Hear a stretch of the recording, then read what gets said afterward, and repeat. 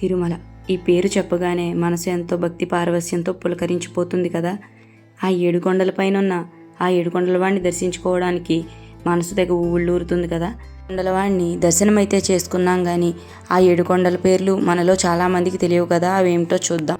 ఈ 7 కొండల్లో మొదటిది శ్రీవారి ఆజ్ఞ మేరకు గరుత్మంతుడు తెచ్చిన కొండ పేరు గరుడాద్రి. రెండవది శ్రీ మహావిష్ణువు చేతిలో హతమైన వృషభాసురుడి పేరుతో వృషభాద్రి.